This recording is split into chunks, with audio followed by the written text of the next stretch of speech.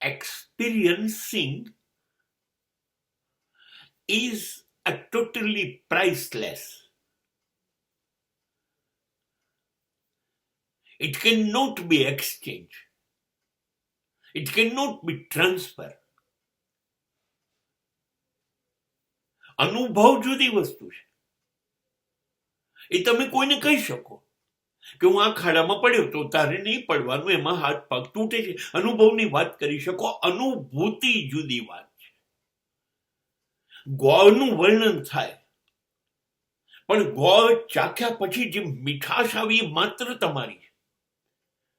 કેવી આવી, કેટલી આવી, મીઠાશનું પ્રમાણ તમે વર્ણન ન કરી શકો. એ અનુભૂતિ છે. મને પ્રેમ થઈ ગયો છે એ તમે કહી શકો. That is experience. પણ પ્રેમ તમે અંદરથી કેવો અનુભવો છો, કેટલો કેટલો, એ અનુભૂતિ છે. That is a feeling. એ માત્ર તમારી ખાનગી હોઈ શકે. તમને જ થાય, બીજા કોઈને ન થાય. તમે પ્રેમમાં છો તો કેટલા પ્રેમમાં છો? તમે લાગણીમાં કેટલા ડૂબ્યા છો? તમે છો બચ્યા છો? તમે અને તમારું પાત્ર બે છો હજી, કે બેમાંથી એક થઈ ગયા છો? આ કોઈ સમજી ન શકે. ધેટ ઇઝ એક્સપિરિયન્સિંગ, અનુભૂતિ. માં એના બાળકને કેટલો પ્રેમ કરે છે, પ્રમાણ કેવી રીતે આપવું, એ અનુભૂતિ છે. આ સૌથી મહાન અનુભૂતિ જો પ્રેમની હોય તો ઈશ્વર તરફના પ્રેમની છે.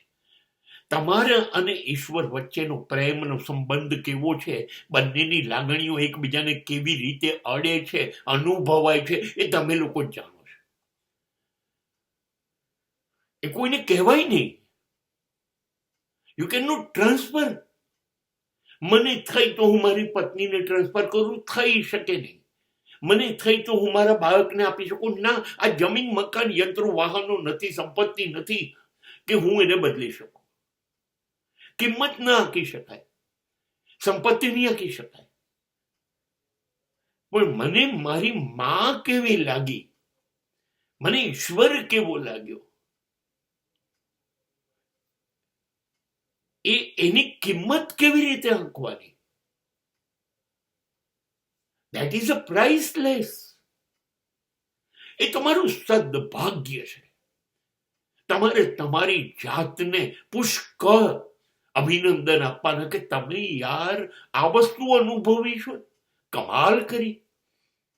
તમે કહી નહીં શકો કે તમને કેવું લાગ્યું.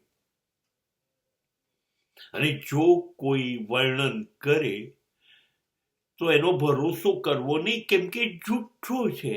એ કોઈ કારણસર કહી રહ્યો છે. બાકી પ્રેમની અનુભૂતિ કેવી રીતે કહેવાય? હા, કોઈ થોડી વસ્તુ છે કે 200 ગ્રામ, 400 ગ્રામ, 2 કિલો, 10 કિલો, હું તને 500 કિલો પ્રેમ કર્યું. You can't say that.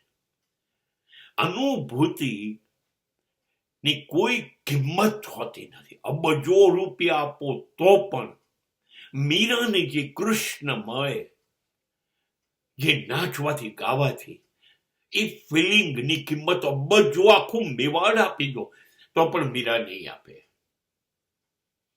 અનુભૂતિ એ જીવનનું શ્રેષ્ઠ પ્રાપ્તિ છે.